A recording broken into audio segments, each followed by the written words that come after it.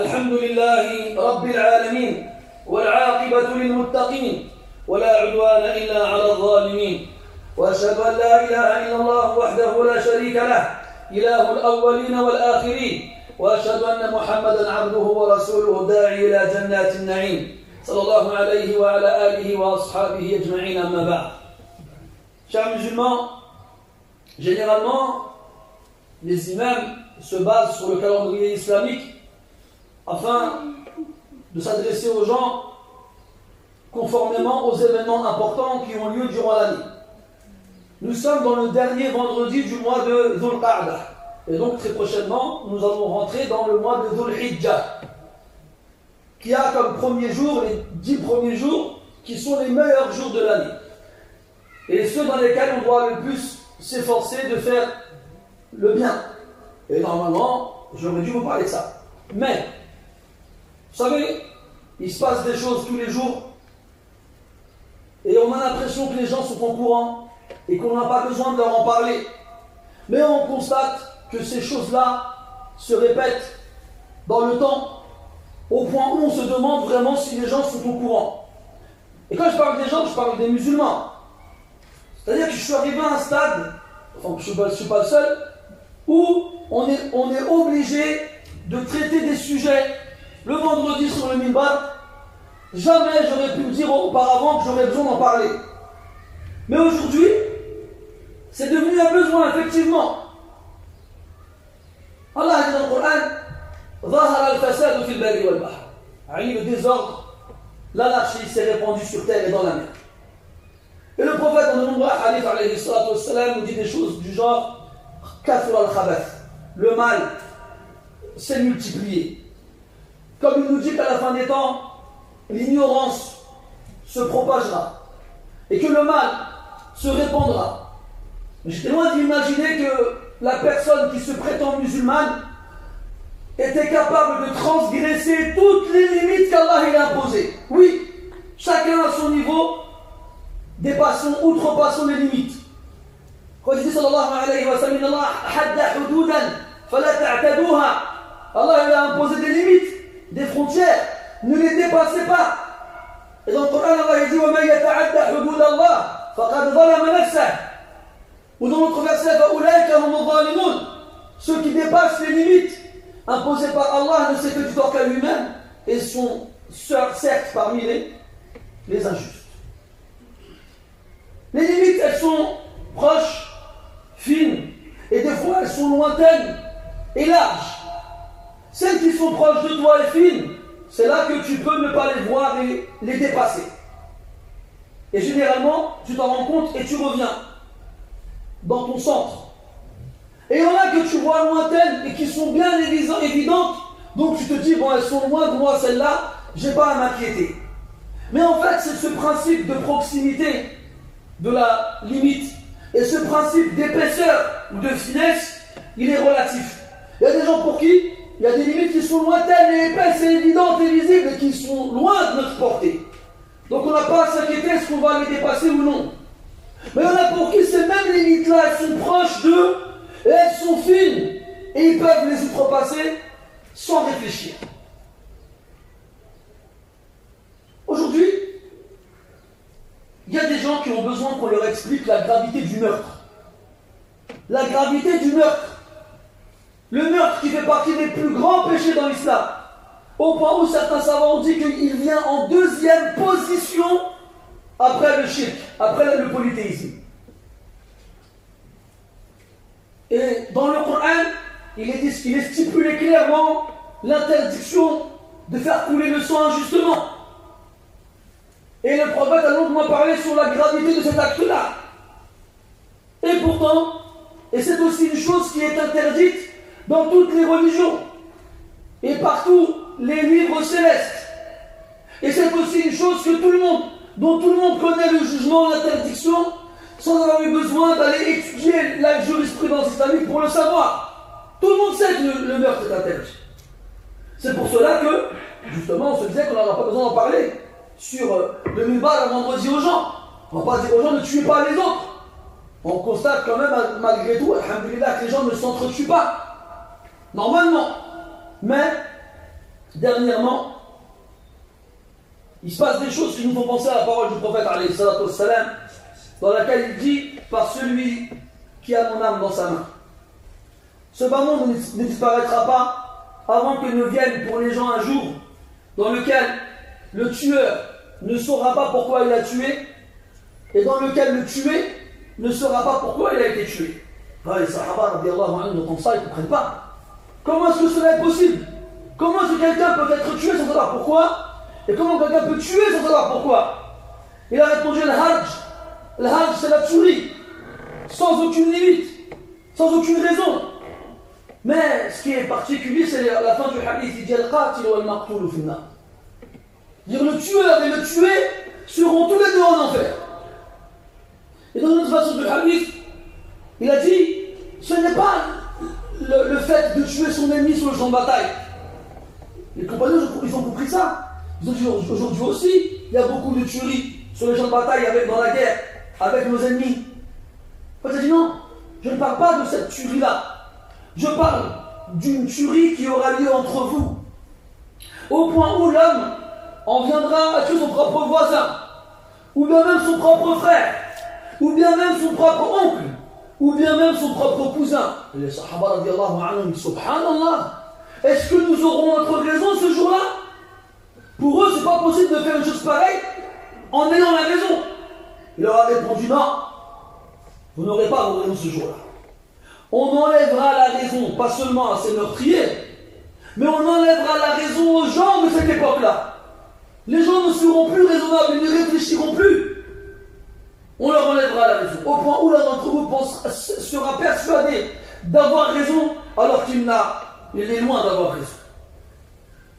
Et tous les jours on entend, vous savez, on vient des cités, on vient des quartiers, et on y habite tous, jusqu'à preuve du contraire, généralement, majoritairement. Et on entend des choses qui se passent aujourd'hui qu'on voyait il y a 20-30 ans dans les films américains.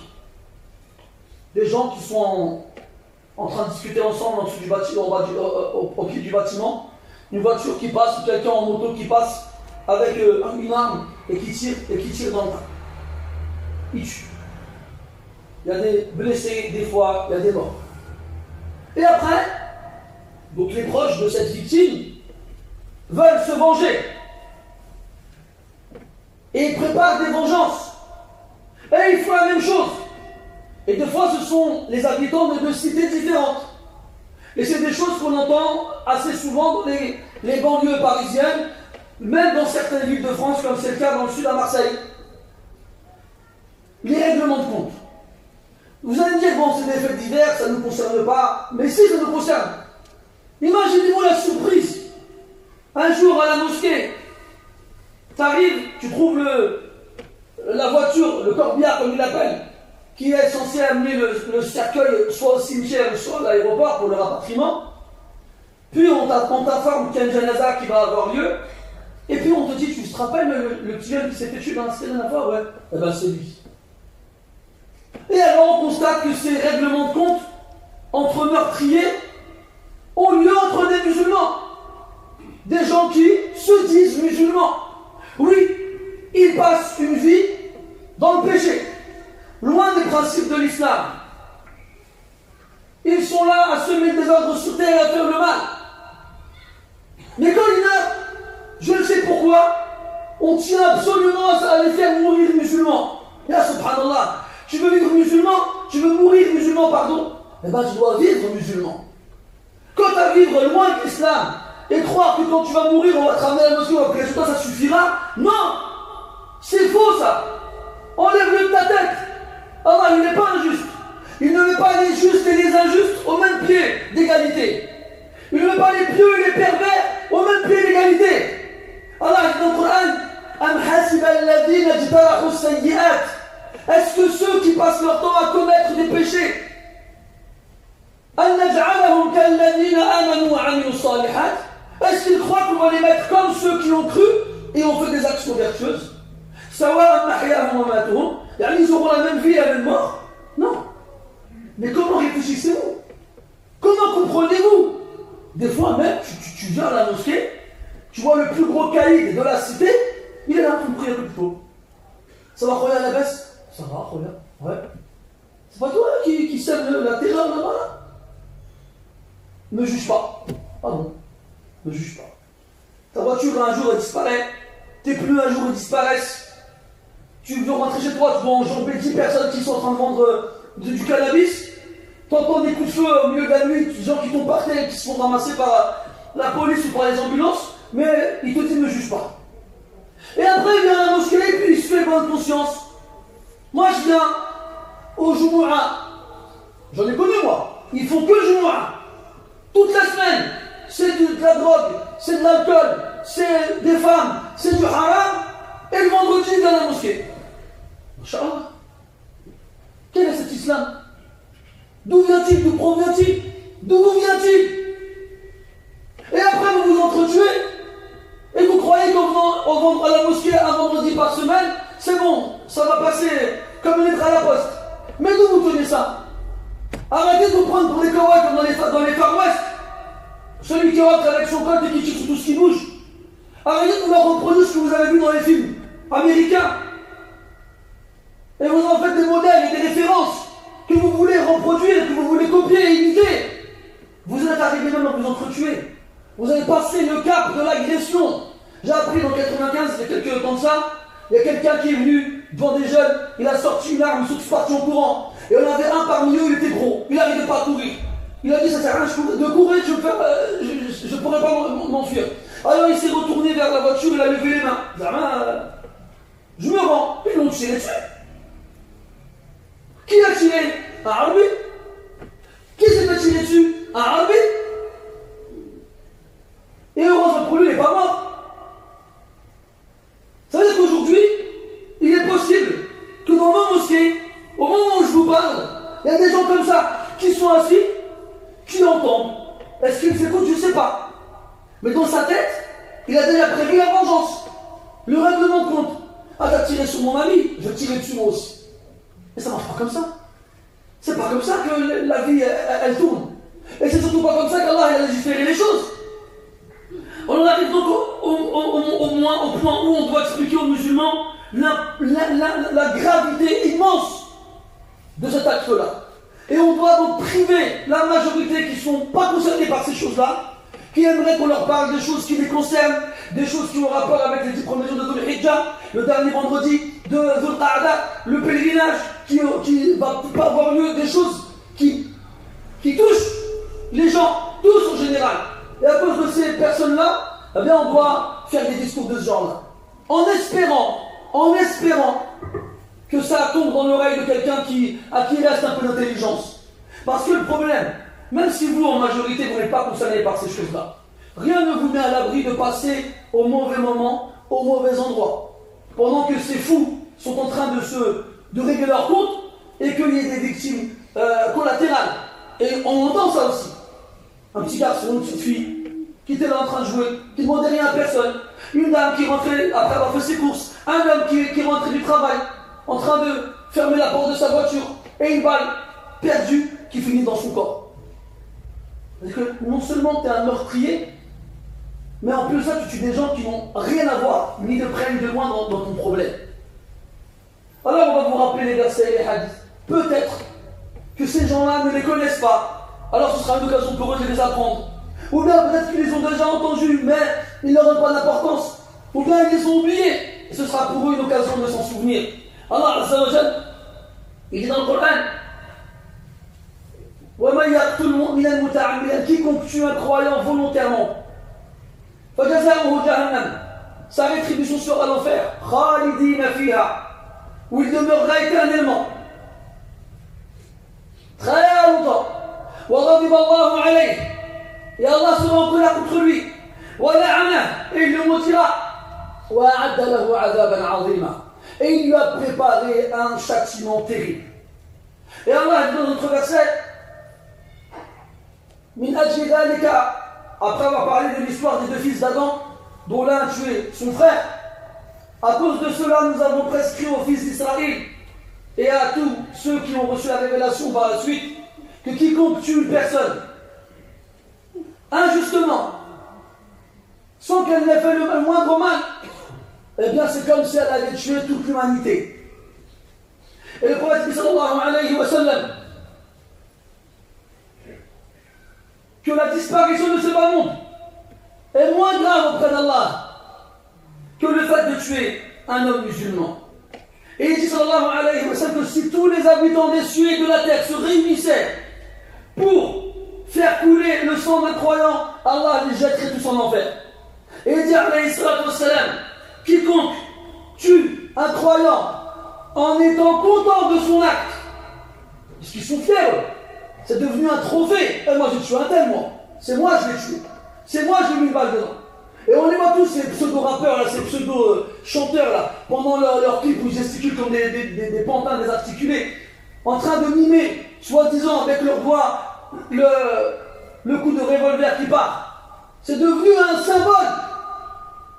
un symbole vendeur pour les rappeurs. Ils en sont fiers, ils tuent, ils sont contents. Quiconque tue un croyant en éprouvant de la fierté, de la joie, du bonheur, eh bien, Allah Ta'ala n'acceptera plus jamais de lui, sarfan wa la'adla. Quel que soit le bien qu'il fera, Allah n'acceptera pas de ça. Et il a dit, alayhi salatu wa sallam, quiconque porte des armes contre nous ne fait pas partie des nôtres. Et il a dit, quiconque menace son frère avec un morceau de fer, même pour plaisanter, même si c'est son frère de sa mère et de son père, les anges ne cessent de le maudire tant qu'ils le menacent avec cette arme-là. Ça, c'est un vulgaire morceau de fer. Qu'est-ce qu'on doit dire alors quand c'est une arme pointée sur quelqu'un qui se dit musulman, de la part de quelqu'un qui se dit musulman. Et le prophète sallallahu alayhi wa sallam, la première des choses qui sera réglée le jour de la résurrection entre les créatures, c'est le sang qui a été coulé. Et dans notre hadith sallallahu alayhi wa sallam, le jour de la résurrection, la victime du meurtrier viendra en saisissant son meurtrier par la main. Il se dirigera vers le trône. Il aura sa tête qui aura été coupée dans sa propre main. Et il aura ses veines jugulaires desquelles sortiront toujours le sang. Et il dira, Ya Allah, demande-lui pourquoi il m'a tué lui. Demande-lui pourquoi il m'a tué lui. Et il ne cessera de le tirer jusqu'à le rapprocher du trône d'Allah subhanahu wa ta'ala. Et wallah, mes frères, les versets et les hadiths sont nombreux à ce sujet-là. Pour vous faire comprendre, comme dans notre hadith, le prophète sallallahu alayhi wa sallam, La yazal al-mu'minu fi fushatin min dinihi ma lam yusib daman harama. Le croyant ne cesse d'être large dans sa religion, pas à l'étroit, tant qu'il ne touchera pas un sang qui lui est interdit. Tant qu'il ne fera pas couler un sang injustement. Donc il faut craindre Allah Azza wa Jalla. Et il faut revenir aux bases, aux principes élémentaires qu'il y a dans chaque religion, dans chaque législation. Craignons Allah Azza wa Jalla et craignons le sang qui coule dans les corps des gens autour de nous. Craignons ces âmes qui ont une sacralité auprès d'Allah Azza wa Jalla. Et prenons garde à faire couler la moindre goutte de sang interdite. Et que le diable ne vous embellisse pas vos actes. Ne vous croyez pas au-dessus des lois ou au-dessus des autres parce que vous avez vu des films dans lesquels vous voulez ressembler aux acteurs ou bien aux héros. Jusqu'à oublier ce qu'Allah vous a ordonné, ce qu'il vous a interdit. Et souvenez-vous que le prophète sallallahu alayhi wa sallam, insulter un musulman est une perversion et le combattre est une mécréance. Et il a dit aussi alayhi salatu wa sallam, ne revenez pas sur vos pas après moi comme des mécréants. Vous vous tuez les uns les autres, vous vous entretuez. C'est-à-dire que le meurtre, c'est une petite mécréance. Et la petite mécréance, elle est pire que les grands péchés. Qu'est-ce qu'on doit dire alors des grands péchés? فنسأل الله تبارك وتعالى أن يبصرنا في ديننا وأن يفقهنا في ديننا وأن يعلمنا ما ينفعنا وأن يعافينا من شر الأشرار ومن كيد الفجار. اللهم خذ بأيدي الشباب الضالين المنتسبين لدينك إليك ردا جميلا يا رب العالمين. اللهم اكفنا شر الأشرار وكيد الفجار. اللهم خذ بأيديهم إلى الهدى والرشاد. اللهم أصلحنا وإياهم واجعلنا من خير العباد يا رب العالمين. اللهم وفقنا وإياهم لكل خير. اللهم لا نيأس من روحك ولا نقنط من رحمتك ونعلم أن القلوب بين أصبعين من أصابعك، فنسألك اللهم أن تثبت قلوبنا وقلوبهم على دينك وطاعتك يا رب العالمين. اللهم اغفر للمسلمين والمسلمات الأحياء منهم والأموات، إنك سميع قريب مجيب الدعوات. اللهم اشف مرضانا يا شافي المرضى. اللهم من كان من عبادك هؤلاء مريضا اللهم أبدل سقمه صحة ومرضه عافية. إحدى الأمهات طلبت منا الدعاء لأنها مريضة وستجرى عليها عملية جراحية بعد أيام. نسأل الله تبارك وتعالى أن يجعلها سبب شفاء وأن يعجل لها بالشفاء والعافية، ونسأله سبحانه وتعالى أن يمد لها في عمرها على طاعته هي وجميع المرضى المسلمين. سبحانك اللهم وبحمدك، أشهد أن لا إله إلا أنت، نستغفرك ونتوب إليك، وصلى الله على نبينا محمد وعلى آله وأصحابه أجمعين، والحمد لله رب العالمين. وقوموا إلى صلاتكم ورحمكم الله.